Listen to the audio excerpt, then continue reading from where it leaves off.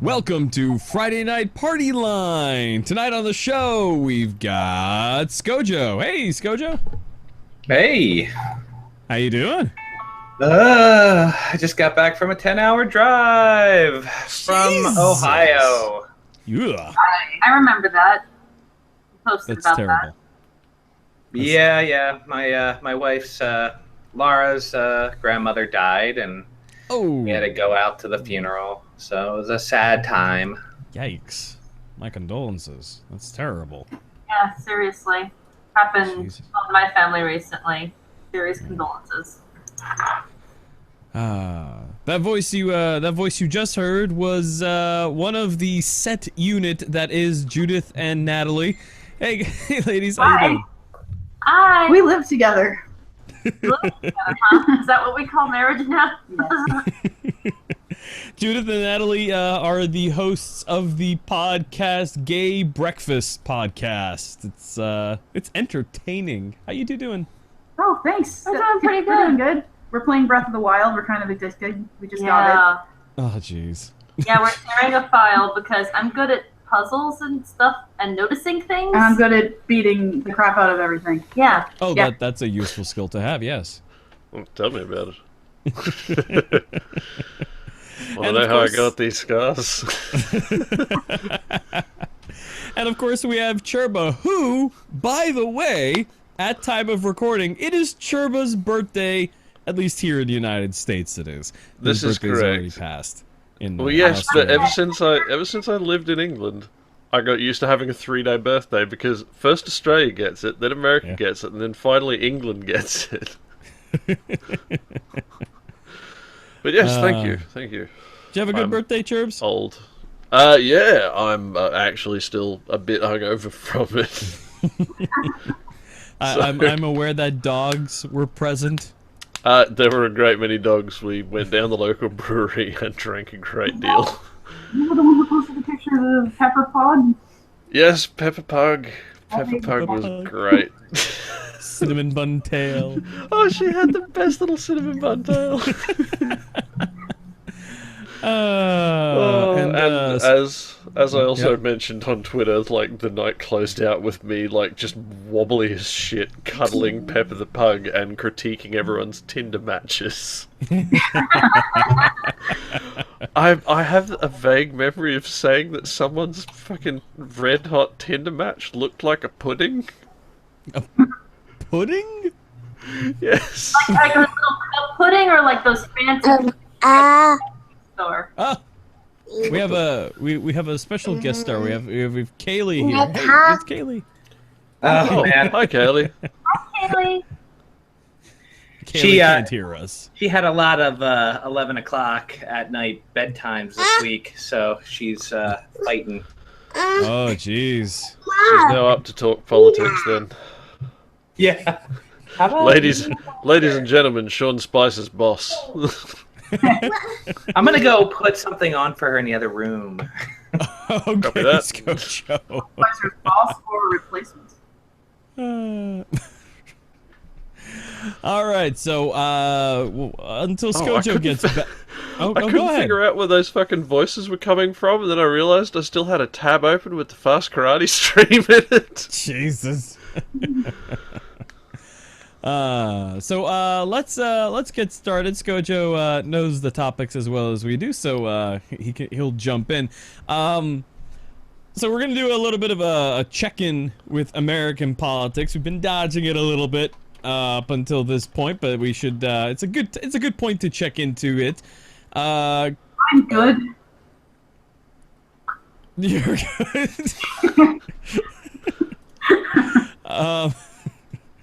Well, you know, Skojo loves this, so we can't leave it out.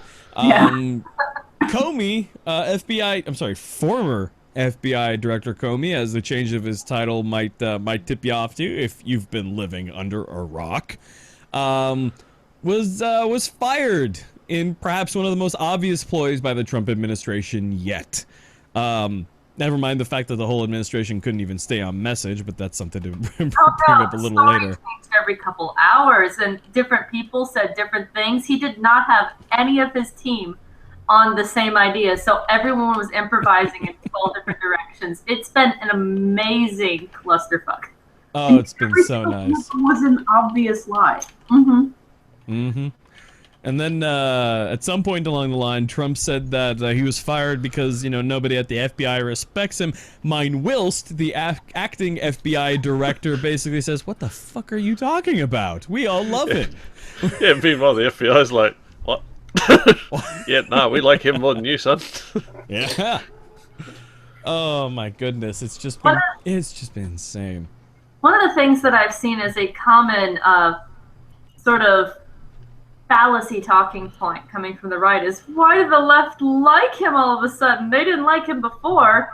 And it's just so ridiculous because nobody is exactly a fan of Comey. Yeah, the question isn't whether or not we like him. It's whether or not we want the investigation on Trump to continue. Duh. Yeah, exactly. Just because we don't like him doesn't mean we think it's not bullshit that someone gets fired for a bullshit reason.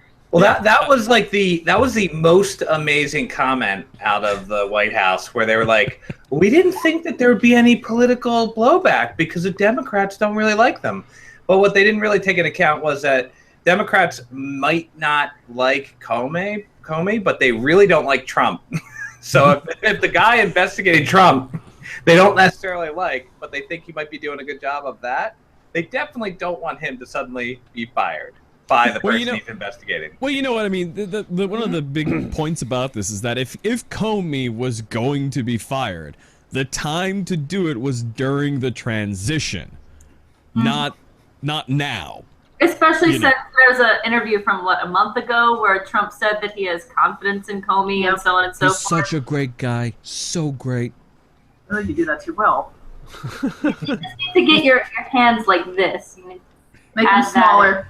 Just Yeah, also just need arm like it a- behind your head so that they look smaller. And then do this. I'm not a Oh, man. contortionist. I don't think I can do reverse my shoulder. No. It's not even that I necessarily thought Comey was doing a great job on the investigation, but the fact that he was fired makes me think he must have been doing a good job in retrospect. He was fired immediately after testifying.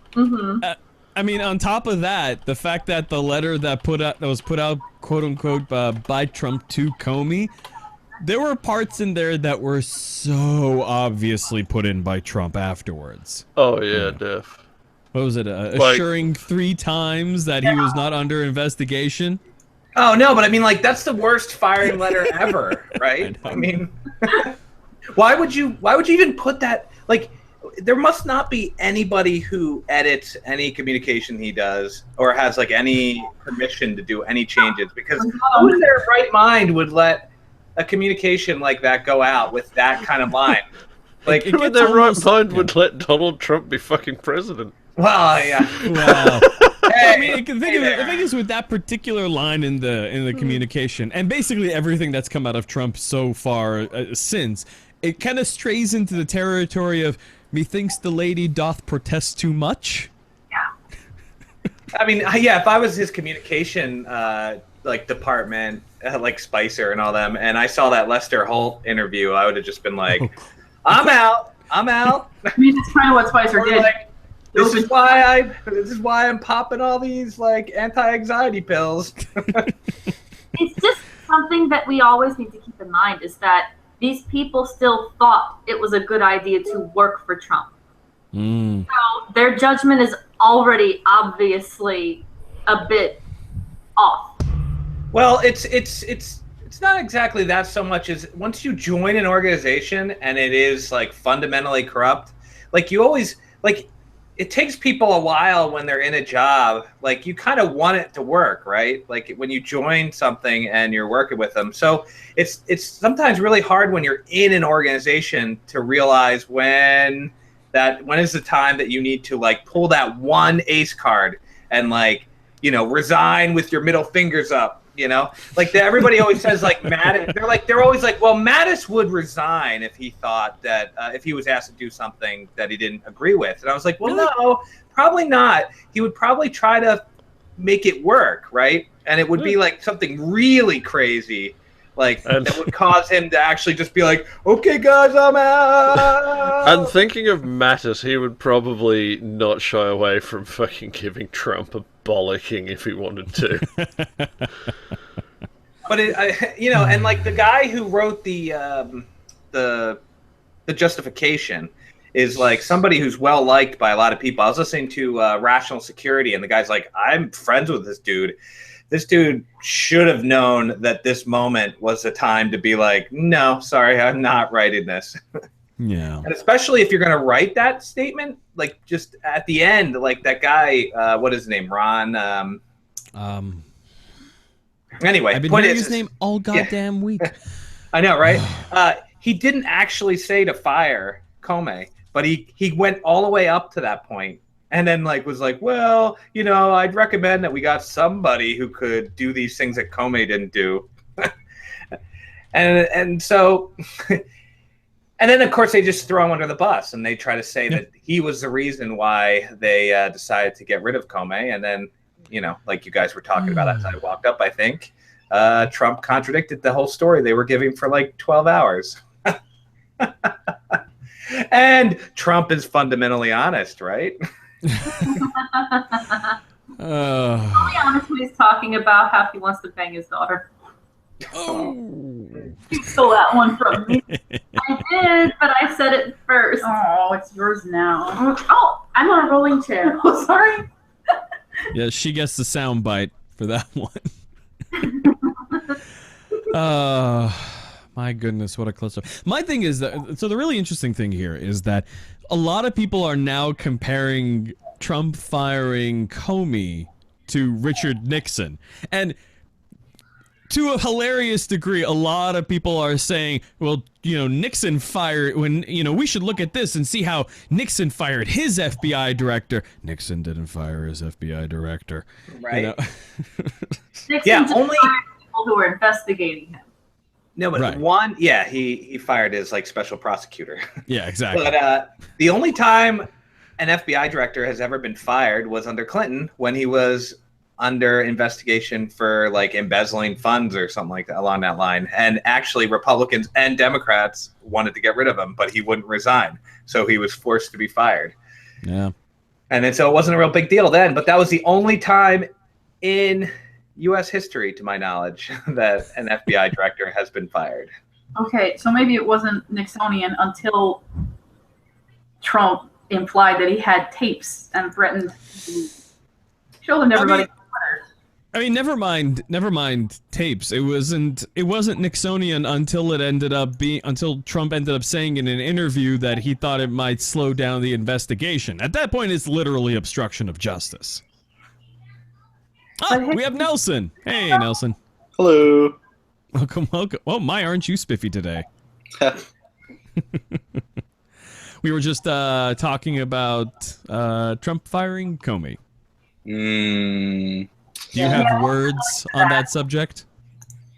He is not very capable of doing almost anything he sets his mind to, including firing people. The one thing he's known for. The one thing he's known for. I mean, that was the other crazy part, right? He had this plan to fire Comey. He didn't line up a new person. He didn't contact the people in the House, in Congress at all, and kind of get them on board. He didn't even put out the correct talking points that he was going to run with. He had talking points? He didn't even fucking contact Comey. He found out about it from the TV news.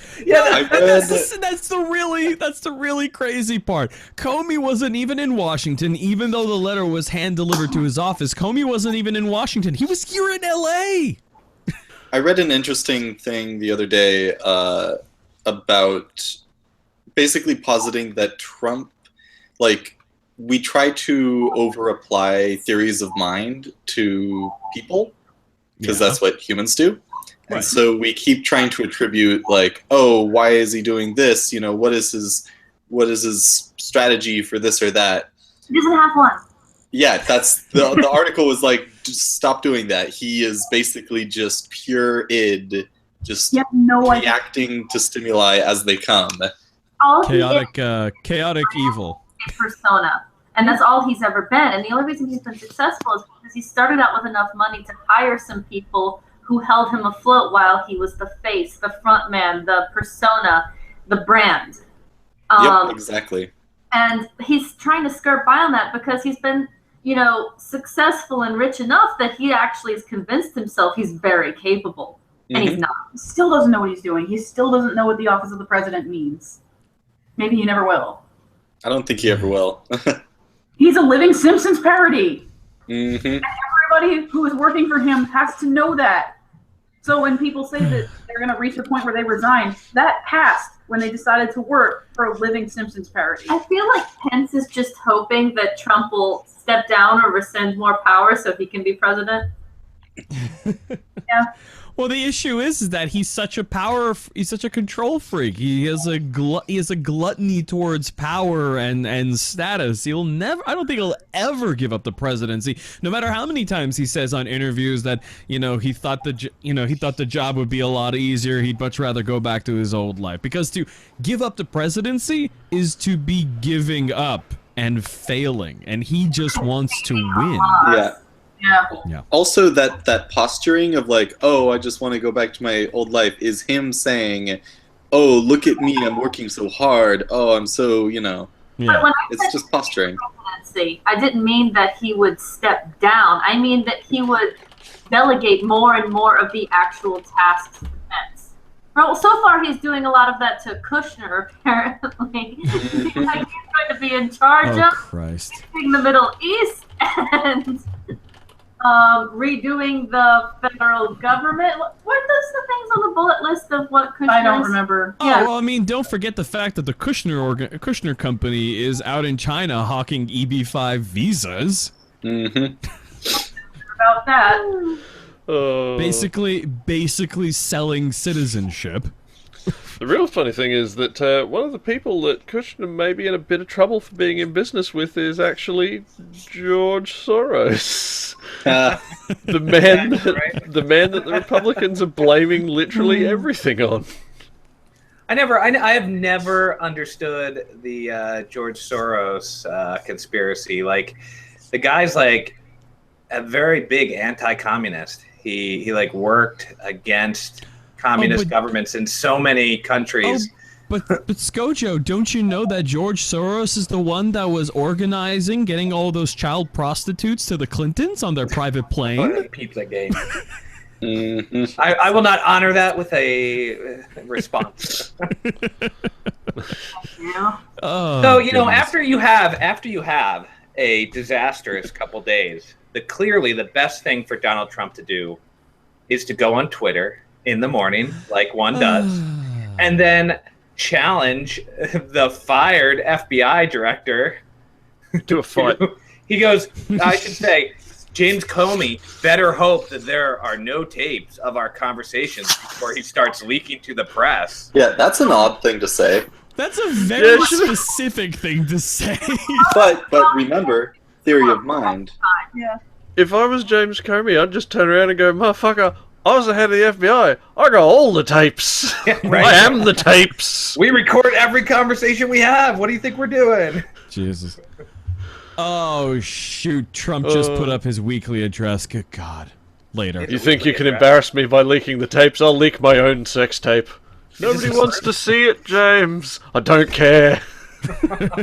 I want them to see it. You know what surprised me about today and like the Holy past crap. 48 hours? I'm sorry, Nelson. Just 1 second. The tweet right under the James Comey tweet that Skojo just read out says, quote, maybe the best thing to do would be to cancel all future press briefings and just hand out written responses for the sake of accuracy. Yeah, so two things about that. One, Trump doesn't know how to use quotes. He will never learn how to actually use quotes. Two, they did put out written responses and they were bullshit. And Both responses that they put out on paper were absolute bullshit. Yeah. What I'm really confused by a little bit is that Sean Spicer is still working for the White House. I was pretty convinced that he was out because Sarah Huckabee was in. I was pretty convinced he was going to throw himself off a fucking bridge. Humphrey isn't doing much better. Watching her on stage, she's making all these funny faces. And she said a whole bunch of false bullshit. I know. I mean, that's what Spicer does too. So. I'm just saying, neither of them have a very good poker face. They both look extremely uncomfortable, like they have the runs, but they just have to just soldier through it. Yep. No. Sean Spicer was in New York riding down 58th Street on a mobile pedestal. Oh, God. That's hilarious. No, did you see they're shooting Elvin with McCarthy on her mobile podium? Yeah. Oh, what about how Spicer was fucking hiding out in the bushes? Bushes. Oh no, wait, hiding out among the bushes, and demanding they turn off all of the lights in the press briefing except for like the camera lights because he's like, I need some darkness. What the fuck? Is everybody in this administration just slowly cracking up? I hope that the stress is getting to them. Well, hey, look, they had a meeting at the White House on Thursday or Tuesday, and the meeting was to stop leaking to the press, and they immediately leaked it to the press that they had the meeting. So, I mean, they're getting to this point where they're just like... I hope they regret everything. All the things. Well, I mean, there's some people you have to have feelings for the people who are not political appointees that just their day job is to work in the White House. There, yeah. Yeah, they're there regardless. 8725, All right. Well. Oh yes, there is one more thing on U.S. politics that we should look at before we move on to the next topic. The French. Yes. The French. Yeah. The French. But anyway, and fucking what's a chops la stationary. But fucking, did you see the menu requirements for White House functions at the Mar-a-Lago came out recently? 2 scoops. 2 scoops. What? It's basically like the big headline of it is guidelines say Donald Trump gets 2 scoops of ice cream, everyone else gets 1. Yeah. Are you shitting me? But it's basically just a list of requirements for serving meals that basically say things like, okay, everyone else gets this, and then Trump gets like basically that plus 1. So like he gets an extra bowl of dipping sauce, or he'll get like an extra chicken leg, or whatever else. Basically, as long as he's getting slightly more than everyone else. But Churba, it is his place. I mean, This was real. This is not onion. No. 100% real. Let's not stop. Let's not stop at just one more. Give him 3 times more. Flag in it that says number 1. Give him the big mug. Come on, Give him a little cardboard crown. Oh no, I say like we should just desperately overfeed Trump. And we'll see if we can have 2 US presidents who get stuck in bathtubs. or despite his doctor saying he is the most fit person to ever occupy the... Really? You think he can take on Obama in hoops? Anyway, despite his doctor saying I don't think he can take on Obama in fucking anything. Let's see if maybe he can't get a heart attack. Well, hey, did you see? You saw the wait, real quick. You saw that his lawyers said that he has no? They looked at his tax returns, and he has no ties to Russia, with exceptions. So basically, That's what the subtitle means. I'm pretty sure that his lawyer is actually the same guy as the doctor is actually Donald Trump. Yeah, they're all just him in different disguises. That would be That's awesome. Him, his publicist. His publicist, yes. Yeah, and I read something about how the law firm has an office in Russia. You don't say. I mean, I can't confirm that one yet, so I probably shouldn't. But oh my gosh, it's just like I don't know where we're going at this point. So really. comically corrupt and in our face corrupt. Like they're not even trying to hide it. They'll come up with this cartoonish excuse for everything they do. God, But it's that's hilarious. basically, we're on the level of the Scooby-Doo villain wearing a mask. Oh yeah, well, I mean, most it- Scooby-Doo villains were crooked real estate developers, so Jesus Christ, you're right. So there was Giant talking dog when we need one. Oh God. some Um, hope for different things though too. Like for example, there was a they tried to roll back an Obama methane law that got shot down by actually, funny enough, Lindsey Graham and John McCain, which was kind of like unexpected because you usually don't think about those two suddenly being pretty liberal on environmental stuff. But it happened the same day as the Comey firing, so I'm assuming that it was McCain and Graham saying like, well, if you're going to keep screwing us over on this Russia stuff, we might just start making the Senate really interesting. That'd be nice if they would actually That'd be follow great through on that. because up until now they've only just been like, I disapprove of this, but then they vote with the rest of the Republicans. Yeah, I know. Yeah, Not a lot of spines. Not so much. No. So we saw the beginning formation of like just a gathering of cartilage that might turn into a bony spine one day. A gathering of cartilage. Yes. Yeah. Over several generations of politician, perhaps a spine may form. So next on the topics, we've got a little bit of a French politics check-in. Newly elected French President Macron, who is the youngest. I think he's what, 30? 29? How old is he? he's a little boy. He's a little That's, boy. He's a young guy. A little younger than us. No, I don't think he's in the house. No. No, I'm pretty sure he's really young. He's the youngest so far. Yeah, he is.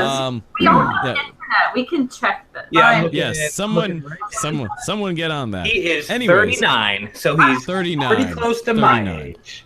So So anyways, he put out this video about a week or so ago, basically saying to all the climate scientists and other scientists here in the US, hey, we really value science here in France. Come work here. Mm-hmm. Which is straight out of the Cold War playbook. Which brings me to question: are we the baddies? Yes. We elected Donald Trump. We're the bad guys, right? Have you seen the American carbon footprint? Yeah. We're the Like- baddies. Well, I don't think I've seen it, We but killed the world. At least if you look at Russia, you can't say that the Russians elected Vladimir Putin.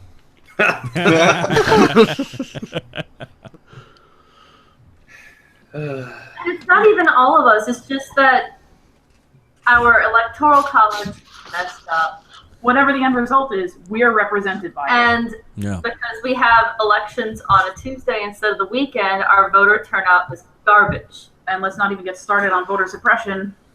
So Yeah, it's man. really only true that about 36% of us are evil. You know what it is? It's against Le Pen in the race. Once all the elections were called, there was a comment that was made by someone, and it came up in my Twitter feed at one point. Someone made the comment, "What, are you kidding me? You're telling me that all of France now has to..." Because Le Pen was hyper-conservative. We know. Hyper-conservative? No, she was that's a fucking thing to say. Donald Trump with a French accent is what she was. Is. And maybe a little more, and her party was a lot more related to Nazis back in the day. Yeah. Oh, yeah. So there is so a comment was Like- made by someone who, by not a French citizen, mind you, but a foreign national who supported Le Pen, saying, "Are you kidding me? You mean that just because a majority of the people voted for Macron, he gets to be president?" Let me guess. Reddit? Yeah, I think so. Orange Easy guess. were they American? Probably. One more time? Was the person you're talking about American? I think so. Yeah. All right. It's just. So I wouldn't say we're the bad guys, though. I'd say we're like the hapless minion or the sap, considering that, Russia did influence our elections. Yeah, but 50 years of, one of the major parties basically trying to destroy the world. Mm.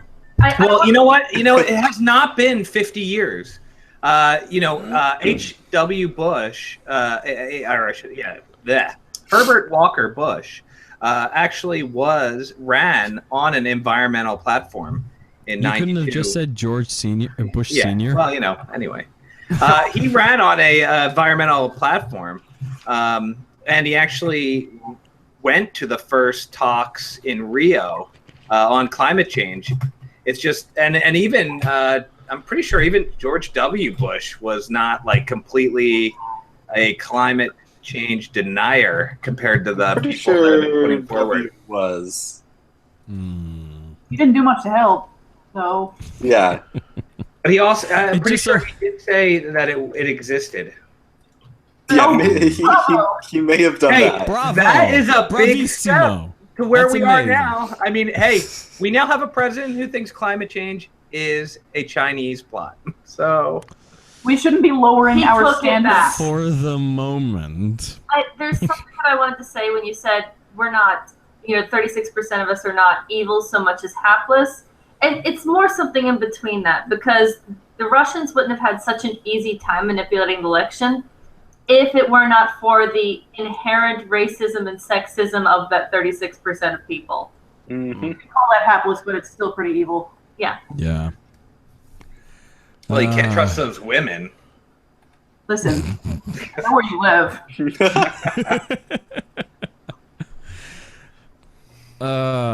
But I think, do you think a lot of scientists are gonna abandon ship here in the U.S. to go to France? No, I think some of them will, but I think a lot of them will stay here because to fight the good fight?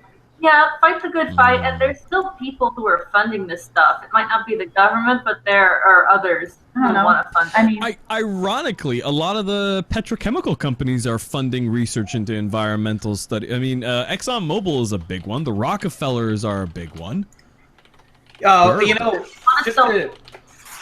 On this topic, though, Rex Tillerson, the current Secretary of State, just signed an international declaration recognizing climate change. So, I mean, even within the administration, they're not Deputy Secretary of State. Kushner's the real one.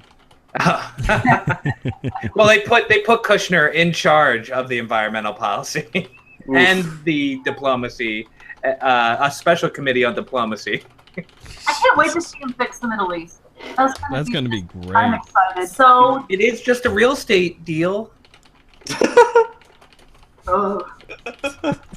Hey, you know what? I would like to note, just an FYI, during the Republican debate, that answer was the most rational of the answers given by the Republican candidates at that time. So yeah, that's true. Which one, the Middle East? Yeah, when they were talking about solving the Middle East, I think it was Rubio was like, we should just back Israel and F everybody else, right? Israel's our allies. We should just kill the other people. We're never going to come up with a deal. And then Trump was just like, hey, I'm in the real estate. This is just a land dispute. This is what I do. It should be really easy. I can figure it out. And I was like, I mean, that's a better answer than what Rubio gave. Again, we shouldn't be lowering our standards because of Donald Trump. Where they were. Right? It's not lowering the standards. It's simply recognizing that, oddly enough, that was, among all the shitty answers, that was the least shitty. But it was like, I mean, not to go back to the debates, right? But you remember when they talked about healthcare and Ted Cruz was like, we can't afford to keep people from dying in the street. And Trump was like, under my presidency, people will not die in the street for lack of healthcare. And I was just like, okay. Good luck with that. Like, really? This is where our debate's going to be? Don't die, people. But I mean, Trump got elected again because he didn't have any specifics. He was going to build a wall, and somebody else was going to pay for it. Oh, look, I have a baby. He was going to cut. But she's a bit free roaming at the moment. No. I have a baby doll.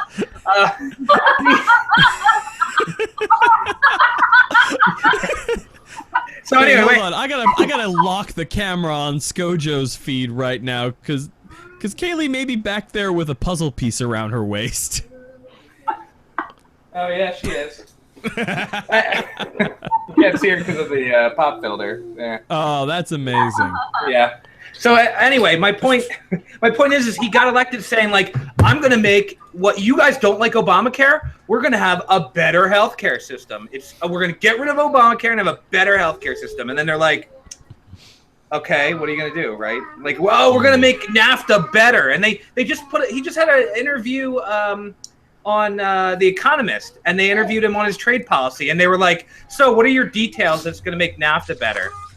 And he was like, I'm going to make it more fair. Well, you see, to use the phrase that I just coined, you have to prime the pump. But we're back. We can't stay on French politics because we got to get back to Let me Trump, ask this. obviously. Let me ask this. Wait, did we even arrive at French politics? Briefly, like the Shinkansen blowing through the station. That's how low of a time we were on the French politics. Let me ask this. Trump policies, or in the case of immigration, his stances on it, have already affected the mentality and the climates in a lot of cities in the United States regarding the uncertainty about importation. There's lots of towns around, particularly around my area, where there are, for example, migrant workers who are afraid to be out of their houses lest they be picked up and carted away. Not in any way to diminish the effect and the impact of that particular policy. If we look at the policy on climate change and the environmental effects, environmental policies of the administration, can we look at that, and is there any knowledge at the moment as to whether or not this administration's positions, past or present, on climate change has had an effect on, for example, the investments made by solar deployment companies or by wind farm construction companies or movements in the energy sector in general? Tesla notwithstanding, because Elon Musk is a bit of a madman. Well, so the executive order is attempting to do a few things. Rollback. There's been some regulatory rollback. It's not clear what the effects will be, and a lot of it is being blocked, and a lot of it is like, oh, just investigate whether we can repeal this thing. But the problem... Still have states' rights, so states that have different standards will still apply. Yeah, and California just won a big case where I believe its fuel economy standards are Indeed we did. higher. Yep. And they just won a case where they're like, no, you can do that. I mean, in addition to that, Jerry Brown recently signed a bit of legislation into law which will raise the tax on gasoline in the state. The big problem is not how much they're fucking us. The problem is that the needle is starting to go in the wrong direction. Like, doing nothing or, ineffectually trying to break down regulations is in itself bad, even if it is ineffectual, because we're not doing the extremely drastic, like, crazy shit we need to do to, not all be fucked. Exactly. Like all these environmental groups are going to spend all the rest of they're going to be spending money fighting the administration in court to prevent these all these executive orders and rollbacks from actually happening. And so they won't happen probably for, years. And they probably maybe into the next administration, and they'll just cancel the lawsuit at that point. But it's still, like Nelson was saying, we won't be moving forward. And we need to be. Yeah, so it's just not great. One thing to keep in mind is that some of the standards that Obama set are still set in motion until 2020. Mm-hmm. That is already going, and there's nothing that can really be done to stop that plan short of Congress stepping in. So since that's already going, Trump is just kind of being like, he's making a gesture more than something very substantial, is my understanding. Well, but the problem is that those things were supposed to be built upon. They're not by themselves, they were fucked. Plan beyond 2020. Yeah. Like if we hit 2020 and we get, President God damn it, I can never remember her name. She's from California. Oprah Winfrey? No, Kamala Harris, I believe. Kamala Harris, yes, she's a newly elected senator. When we get President Harris into the White House, and she says, "Okay, we're gonna try to reach the 2% or 2-degree goal by 2050, like everyone, Paris style."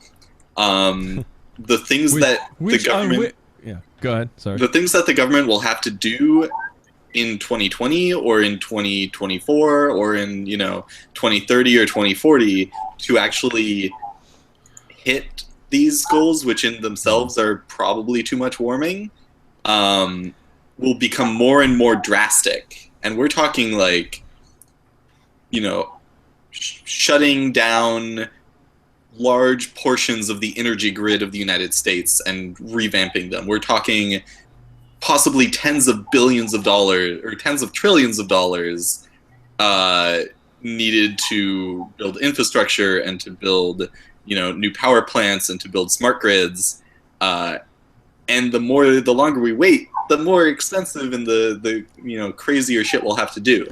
I mean, but think about it this way. I mean, the United States hasn't exactly been much of a committer in terms of environmental. I mean, we didn't even ratify our participation in the Kyoto Protocol. We were just signatories. Yeah, We didn't I'm do anything. still about very angry about that. It's like, and this was during, if I'm mistaken, and correct me if I'm wrong, but I believe this was even during a Democratic administration. I believe this was during Bill Clinton's term in office.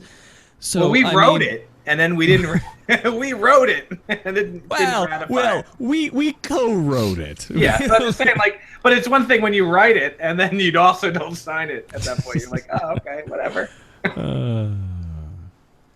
But I mean, to be fair, Bill Clinton had a Republican Congress at that time, so. Yeah. Well, I mean, Nelson, if you're right, and we do end up with President Kamala Harris or Eric Garcetti, as the local politics seem to be whispering around here, President Eric Garcetti. How many Garcetti? Eric Garcetti, current mayor of Los Angeles. It's a not very secret that he's eyeballing the presidency for the next race. God, I wish we didn't have to talk about the next race. Yeah. We just finished with this one. Are you kidding? That's the only way I stay sane. The last one wasn't very good. Be another person. Scoja, do you have Nate Silver tied up in your basement? Yeah, he's over there. I'm Not thinking yet. about Congress. 2018 for me. 2018, yeah. True. All right, we're gonna move on to something a bit more lighthearted. Toys. Yeah, toys are great. So, one complaint I hear very often in my house is that my brother gets spends way too much time playing video games and messing around with his electronic toys. And why can't he just play with his Kinects or all the Legos that we bought him? Which is better, do you guys think? That question in itself is a problem. Yeah. Okay. False dichotomy. Can you define electronic toy? Because that Bop It.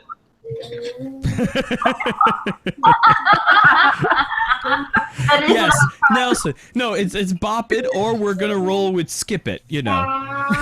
So you're asking what's better, Bop It or all non-electronic toys all ever in existence? We're gonna have a very silly argument. We're gonna have a very silly argument here, and this is the whole point of this topic, was to be silly, because personally, I've always been a fan of Kinects, which some people will say is heretical against the truth that is Lego, apparently. Yeah, Lego is... They're both good. Lego is very good for building things in a lot of detail, but Kinects is good for mechanical exploration. Yep, and Playmobil is good for subtle racism.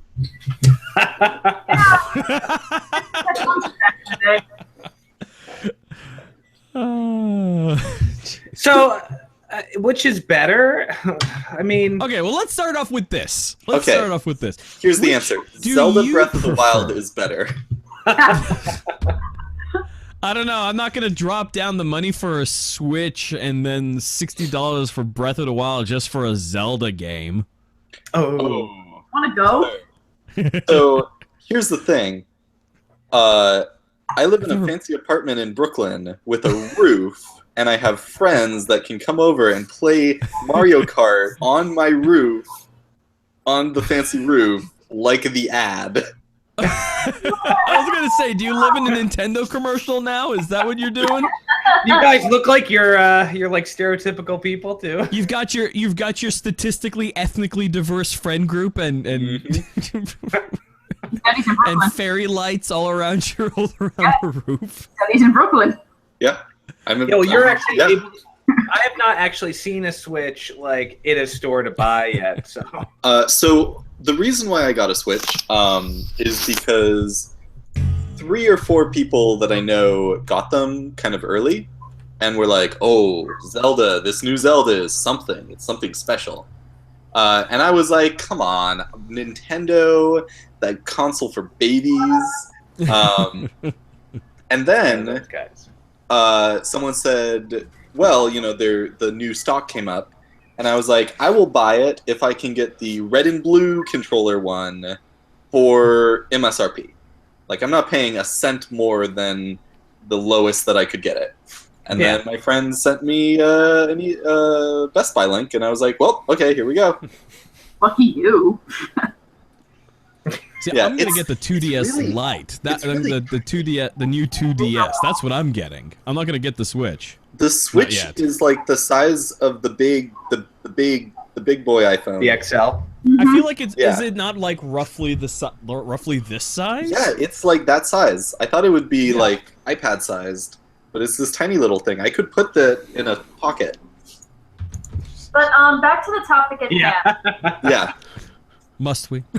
The digital electronic versus, it depends on what kind of electronic. If it's electronic in terms of, oh, this toy makes some sounds, that's not the same as, oh, this is something with a screen interface and a game and shining that computer light, because those create different kinds of stimulus. And depending on what developmental level you are, that can be good or bad.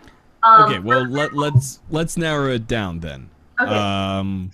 Let's say Nintendo 2DS. Let's just go with that. Okay, Nintendo 2DS.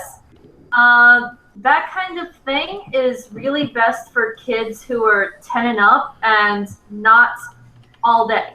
Like, we're talking sessions of like 30 minutes to an hour or so, and then it can increase as they get older, because being on screens that much when you're little starts to make you lose patience with other things that you have to be learning how to do in your life. Because kids they're fussier, they have lower tolerance, they have lower attention spans, because their brains are already getting wired for this high stimulus, high reward digital world. Now, it's still good to have digital stuff for kids, like start weaning it in gradually as they're reaching, 5th grade, 6th grade and stuff, because we do live in a digital world and we do need to be able to operate on those terms as we come into adulthood. But learning basic social and motor skills and language skills is generally best thought to be limited computer, limited screen time until you're about 10. I'm an educator, by the way, so I just wanted to let y'all know that I'm looking at the research regularly and how kids are reacting in these different studies. Scojo, you have a tiny tot. Yeah, I your know. thoughts? One that I just had on a tablet for 10 hours in a car. I want to remind you, she's still awake right now at 10 o'clock. She's also, still awake at 9:50, watching Netflix, which is on continuous play, so she tries to stay out of here for a bit. These are very active stimulants, and I understand why parents want to use them, because it really helps you get things done during the day. And it's stimulating for the kids. They enjoy it. Yeah, but you don't want to reach the point where you're having them babysat by Uncle iPad. No. Whoa! Hold on a second. We were. I grew up basically in the '90s. I was babysat by cable TV. I wasn't. My TV. And look how that turned out. Yeah. I feel like Oh. I feel like at least the interactive stuff, like an iPad with like a game on it, at least is somewhat more interactive than like putting your kid in front of the TV the whole time. Though I find that what Kaylee does, like right now, though I turned out the lights because I hoped that maybe she'd fall asleep, is that she'll sit there and like play with the train set and like kind of while she looks at a TV show or something, she'll go and play with a bunch of stuff too, and then just kind of casually pay attention to the screen. She's preparing for when she's going to be watching Netflix and then browsing Twitter on her phone. Yeah, I mean, when I was in high school, I did all my homework in front of the TV, because this was like, early internet. Doing my homework with the TV on, like watching TV, doing my homework. Yeah, I didn't really watch a lot of TV as a kid. Yeah, well, you were deprived. I was. So I also didn't have a video game console at all, even though I was a gamer. Until very late. I think I got an original big fat PlayStation when the PS2 came out. How old were you? Yeah, I was about the same. I was always one console behind. Like my friend had an N64, I had a Sega Genesis. I didn't have anything. Oh, I did have a what was it? It was like 94. It was it was one of those like third-party one. It was like by Panasonic or something. Oh Jesus! But yeah, so I would always Panasonic Playboy. I would go to friends' houses after school and play video games at their place. Yeah, ditto. It was the same for me. I didn't get a Sega Genesis until much later. My mom was all like, begged, and she finally let me get a Game Boy Pocket when I was 13 because she could easily take that away. And then she didn't allow any consoles into our house until I was in college, and all my sisters got to have the fun. It sucks to be the oldest sometimes. It does. It does. I got my first console when we moved in together in 2005. It was a PlayStation 1. PS2 had been out for a few years already, but we were like, we're really poor. We're going to play this Smash game. Nothing was better than when the Xbox came out and the PlayStation 2 were out than rocking up to EV Games and buying a whole bunch of Dreamcast games. Ooh. So good. So I think the main important thing with a child, though, is that whatever you're doing with them, regardless of it's putting them in front of a TV or putting them in front of a tablet, is interacting with them at the same time. Yeah. Like, I think engaging them with whatever they're doing seems to be the best way, and they'll be interested in, especially at 2-3, they're going to be interested in whatever you're doing.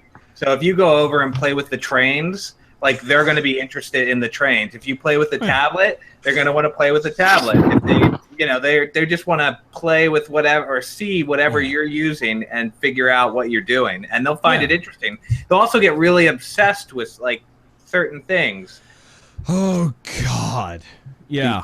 One of the things that My brother is 11 right now, but we would have him watch Thomas the Tank Engine, and we bought him so many of those trains. Good God.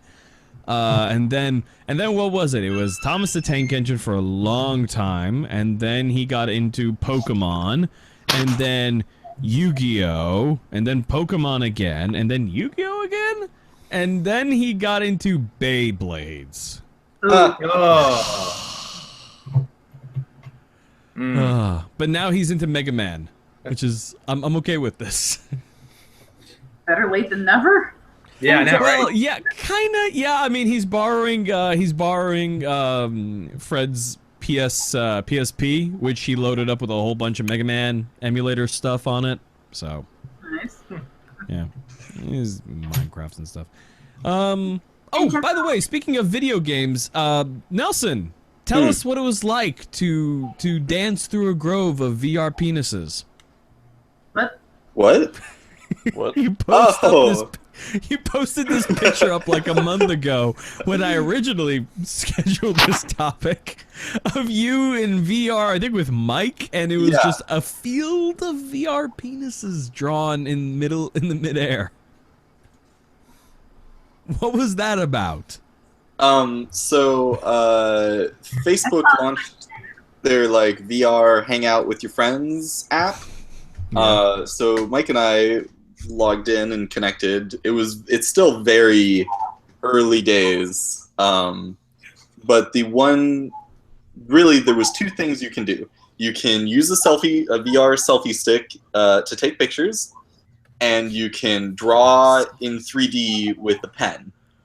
And you can clone the things that you draw. All right. That's all we need. Yep. That's it. VR. Can we just look at the phrase VR selfie stick and agree that this is perhaps one of the most like mid to late 2010 things there ever was? You know, they work really well though. It's kind of strange.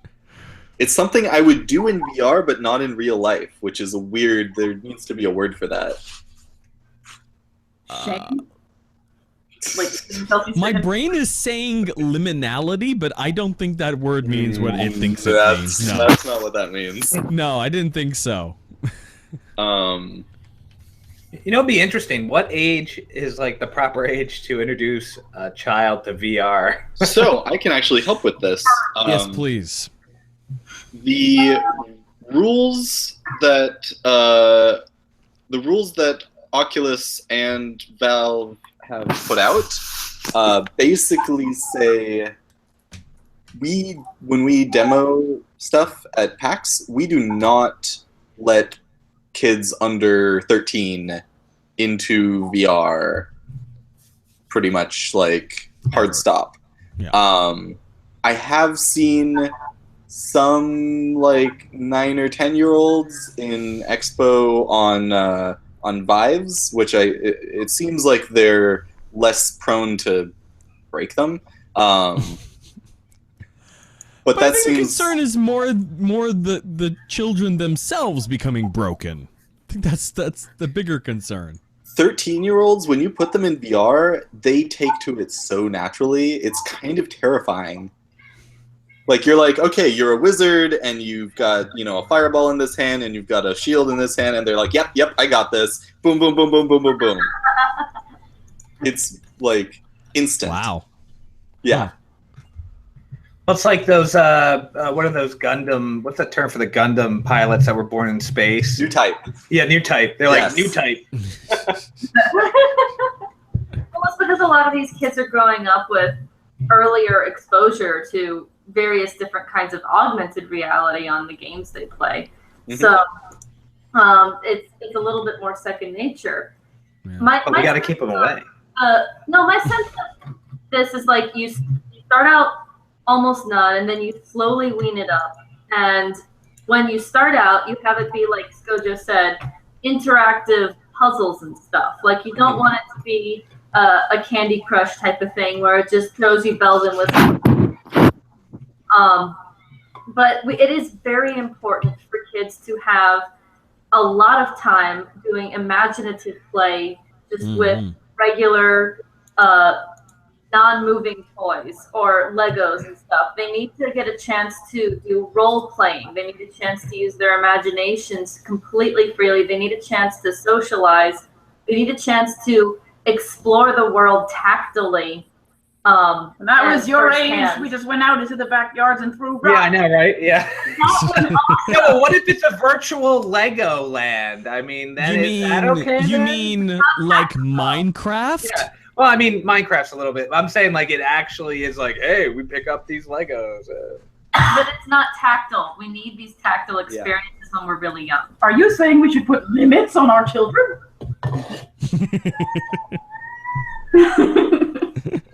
I need to go eat food, but I have one last note about VR and kids and stuff. I feel like, and this is, I don't have any studies or anything, this is just my observations. It seems like people who have learned to use abstracted interfaces, like quote-unquote hardcore gamers, or people that use a lot of web apps and that kind of thing, they've learned a bunch of abstractions like a mouse and a keyboard and UI menus and all of these abstractions, where when they go into VR and it's well-designed VR and it doesn't have these abstractions, they get confused, where they're like, how do I crouch? And you're like, well, you take your legs and you go like this. I need to hit shift. Where's the shift key? Yeah. Your knees are shift. How do I get into this sub menu? I think that contributes to like kids who don't have that baggage of kind of kinesthetic knowledge. They're just like, oh yeah, I just duck down and I just throw these things. So this is just a big metaphor for the inverted mouse thing in first-person shooters. The inverted mouse thing? What? Well, no, like some people that grew up on a certain, with a certain interface, they like to use first-person shooters with an inverted mouse, like me. Whereas other people do not. All right. Well, we're gonna wrap this up. We've hit about our hour mark here, and I think we've had a good show. Thank you, Judith and Allie, for coming on. You can hear.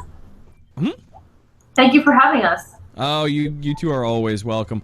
You can catch their show, Gay Breakfast Podcast, on their Patreon, www.patreon.com/gaybreakfast. Thank you to Nelson, thank you to Skojo, and thank you, Churba. And you'll hear from us next week on Acceptable Vices. Good night, everybody.